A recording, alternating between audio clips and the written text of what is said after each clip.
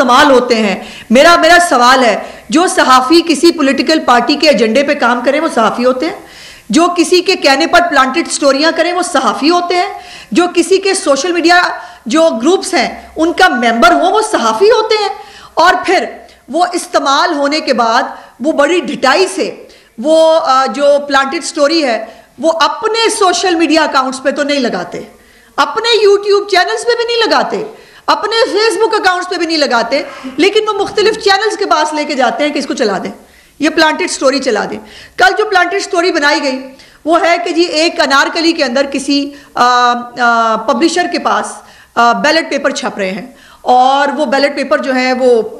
باقاعدہ ایک پورا سٹنگ آپریشن ہوتا ہے. رائے ثاقب کھرل صاحب جیسے جید صحافی ہمارے جو ہیں وہ ساتھ 2-4 اور جید صحافیوں کو لیتے ہیں, اور وہ ایسے کھل کے وہ اندر انٹر ہوتے ہیں. عجیب پاگل تھے وہ, چور تھے جو بیلٹ پیپر چھاپ رہے تھے دروازے کھول کے, وہ دروازے کھول کے بیلٹ پیپر چھاپ رہے تھے. اس کے بعد جب یہ انٹر ہوتے ہیں تو وہ سارے گھروں کو چلے جاتے ہیں, وہ کہتے ہیں آپ آئیں نا, یہ دیکھیں نہ پڑے ہوئے, آپ یہاں پہ اپنی بنائیں, اپنا فوٹیج بنائیں, اور فوٹیج بنا کر آپ اس کے ساتھ کھیلیں. اور جو وہ اس کے بعد وہاں پر باقاعدہ اداکاری ہوتی ہے, باقاعدہ یوں پکڑ کے وہ بیلٹ پیپر جو ہے, یہ بیلٹ پیپر چھپ رہے ہیں, مانسیرا 15 کے ہیں, اور یہ بیلٹ پیپر کی تیاری ہو رہی ہے. اب اس کے اوپر 3 4 5 سوالات ہیں. پہلا سوال تو یہ ہے کہ مانسیرا کے بیلٹ پیپر لاہور میں چھپیں گے, اور کوئی نہیں ملیا بیلٹ پیپر چھاپنا سے ارد گرد, ہمیں مطلب کوئی جگہ نہیں ملی کہ اگر ہم نہیں بیلٹ پیپر چھاپنے تھے تو ہم اتنے کوس دور ہم لاہور میں آ کے بیلٹ پیپر چھپوانے ہیں. اور بیلٹ پیپر چھپوانے, سوال نمبر 2, بیلٹ پیپر چھپوانے کی ضرورت کیا ہے؟ ہم تو خود دوبارہ گنتی کی درخواست دے چکے ہیں. میاں نواز شریف صاحب کے مانسیرا NA-15 کے بارے میں دوبارہ گنتی کی درخواست دی جا چکی ہے, اور جو وہاں کی آرو ہیں اطلاعات کے مطابق ان کا تعلق جو ہے وہ ترکئی خاندان سے ہے, اور وہ اتنی ہی آرو جو ہیں وہ کارڈیل ہیں, اور اتنی ہی یہ کام آرو کے بغیر تو ہو نہیں سکتا نا. تو پھر اگر یہ آرو آج بیلٹ پیپر چھاپ کے مینیج ہو سکتی ہے تو اس وقت بھی ہو سکتی تھی. سوال نمبر 3 کہ یہ کھلے عام دروازے کھول کے بیلٹ پیپر کون چھاپتا ہے؟ یہ جس نے یہ کام کرنا ہوتا ہے, کیا وہ کھلے عام دروازہ کھول کے کہتے ہیں کہ اچھا. پھر وہ مزے کی بات یہ ہے کہ کہا بتایا جاتا ہے کہ رائے ثاقب صاحب کہہ رہے ہیں مجھے کسی نے بتایا, یعنی پہلے جو آئے انہوں نے بھی دیکھا بیلٹ پیپر چھپ رہے ہیں, اس کے بعد وہ ان کو لینے کے لیے گئے, پھر ان کو لے کے آئے, پھر ان کے سامنے بھی بیلٹ پیپر چھپ رہے ہیں. مطلب کمال ہے کہ خدا کا واسطہ کوئی نمک بہتا پہ گیا سٹوریج, یا تسی جڑا میٹھا بہتا پاتا اور وہ کوڑا ہو گیا ہے, اور وہ کوڑا ہو کے پوری دنیا نے دیکھ لیا ہے. اس کے بعد سوال نمبر 5 یہ ہے کہ جب آپ نے وہاں پر آپریشن فرما لیا تو پھر آپ کو انہوں نے کچھ نہیں کہا. انہوں نے ان کی اتنی بڑی چوری پکڑی جا رہی تھی, آخر ان کو بہت بڑا کسی نے دیا ہوگا نا, ٹھیکہ دیا ہوگا یہ کام کرنے کے لیے. انہوں نے کچھ نہیں کہا, انہوں نے کہا نہیں ٹھیک ہے آپ آگے, آپ ہمارے مہمان ہیں, آپ آئیں, سو بسم اللہ آئیں, آ کے یہاں فوٹیج بنائیں. وہ ان کو کچھ نہیں کہتے, وہاں پر ان کو باقاعدہ شوٹ کرنے کے لیے ایک آتا ہے شوٹ کرنے, پر دوسرا آتا ہے شوٹ کرنے, اور وہاں پر شوٹنگ ہوتی ہے. اس کے بعد سوال نمبر 6 کہ آپ نے جو یہ فوٹیج بنایا وہ سب سے پہلے آپ نے PTI کے سوشل میڈیا اکاؤنٹس کو دیا.